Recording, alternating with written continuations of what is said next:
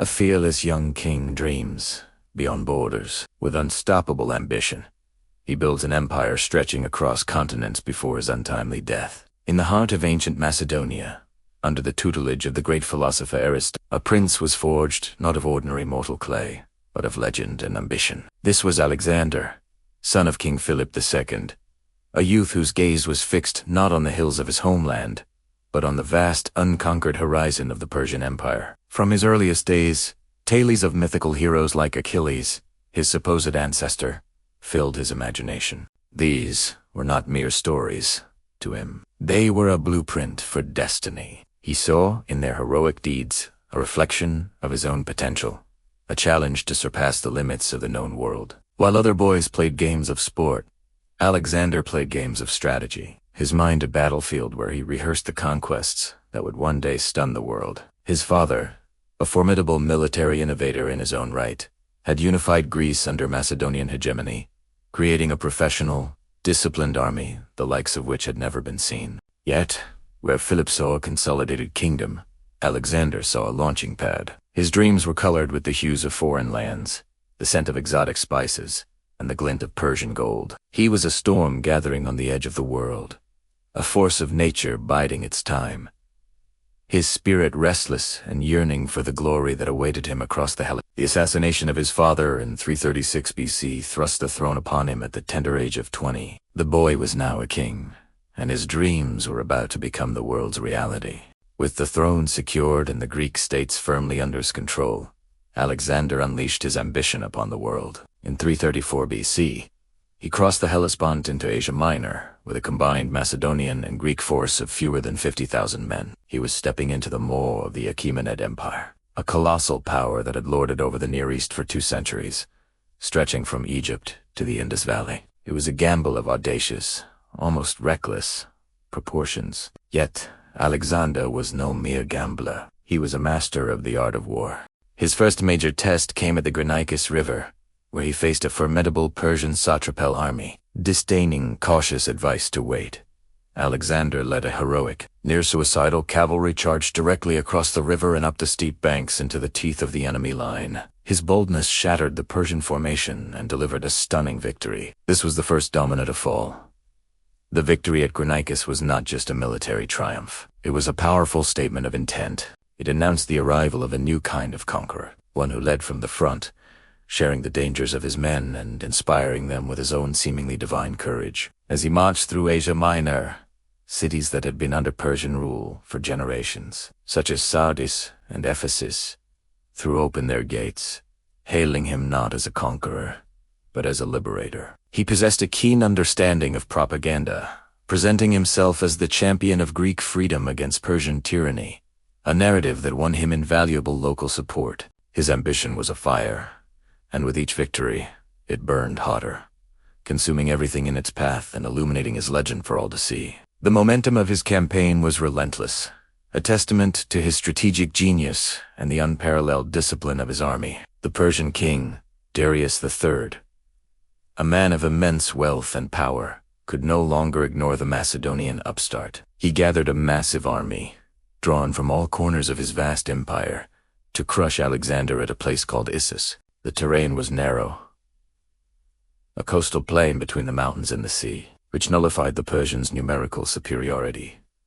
Here, Alexander's tactical brilliance shone. He identified a weakness in the Persian line and, in a maneuver that would become his signature, led his elite companion cavalry in a decisive charge aimed directly at Darius himself. The sight of Alexander, a whirlwind of bronze and fury, bearing down on him was too much for the great king. Darius panicked, turned his chariot, and fled the battlefield, leaving his army to be routed and his own family, his mother, wife, and daughters to be captured by the victor. Alexander's treatment of the royal women was famously chivalrous, a calculated act of magnanimity that further enhanced his reputation. Refusing to rest on this monumental victory, he continued his march south along the Mediterranean coast. He faced his most stubborn resistance at the island city of Tyre.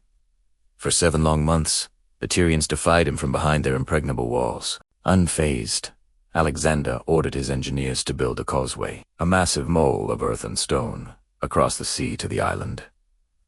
It was an unprecedented feat of military engineering. When the causeway was complete, his siege towers rolled forward, his navy blockaded the harbors, and the city was taken by storm. This brutal siege demonstrated a terrifying aspect of Alexander's character. His unstoppable will, no obstacle, whether a river, an army, or the sea itself, could stand in his way. He would reshape the very landscape to achieve his goals. From the ashes of Tyre, Alexander marched into Egypt.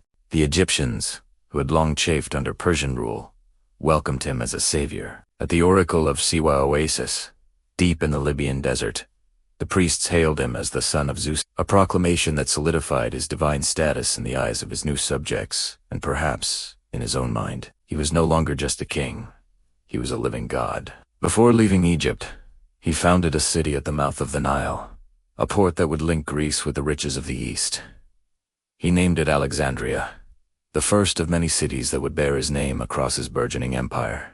With his flanks secured, he turned his sights back toward the heart of Persia. In 331 BC, near the village of Gaugamela, Darius III made his final stand. On a wide, flat plain, perfectly suited for his scythed chariots and vast numbers, he assembled the largest army Alexander had yet faced. The fate of the empire hung in the balance.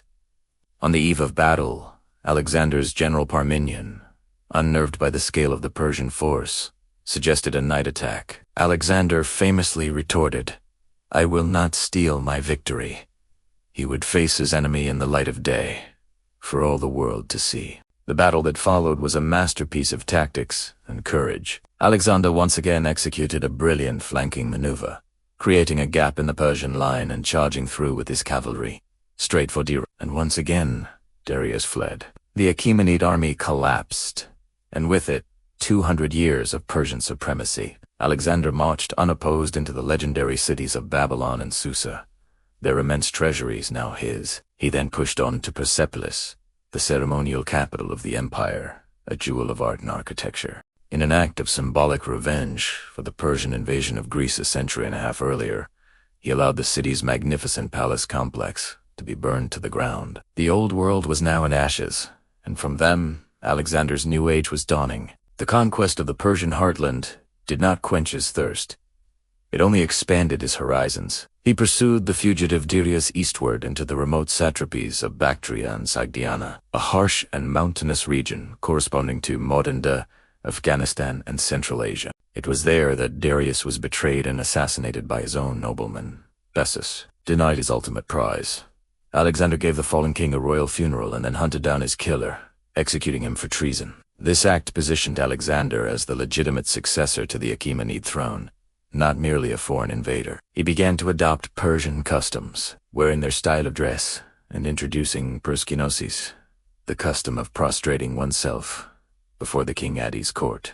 This fusion of Greek and Persian culture, while strategically sound for governing a diverse empire, deeply alienated his proud Macedonian veterans. They saw their king, their comrade in arms, transforming into an oriental despot. Tensions boiled over into conspiracies and drunken arguments, one of which tragically ended with Alexander killing his loyal general, Cletus the Black.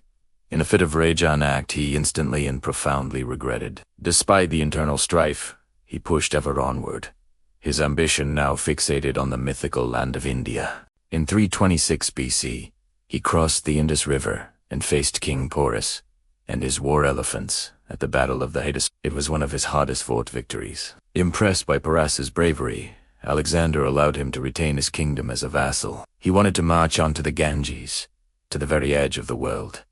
But his army, exhausted after 8 years of ceaseless campaigning and thousands of miles from home, finally knew they would go no further. A dejected Alexander was forced to turn back. His dream of conquering the world had met its only insurmountable barrier: the will of his own men. The long, arduous journey home through the brutal Gedrosian desert cost him thousands of soldiers, a final, tragic chapter to his eastern campaigns. When he returned to Babylon, he began planning new expeditions to Arabia, to Carthage, to the west. But these were dreams that would never be realized. In June of 323 BC, After a prolonged bout of fever, Alexander the Great died in the palace of Nebuchadnezzar II. He was not yet 33 years old. His final words, when asked to whom he left his empire, were reportedly to the strongest. It was a prophecy that unleashed half a century of war among his generals, tearing apart the very empire he had bled to create. With unstoppable ambition, he builds an empire stretching across continents before his untimely death.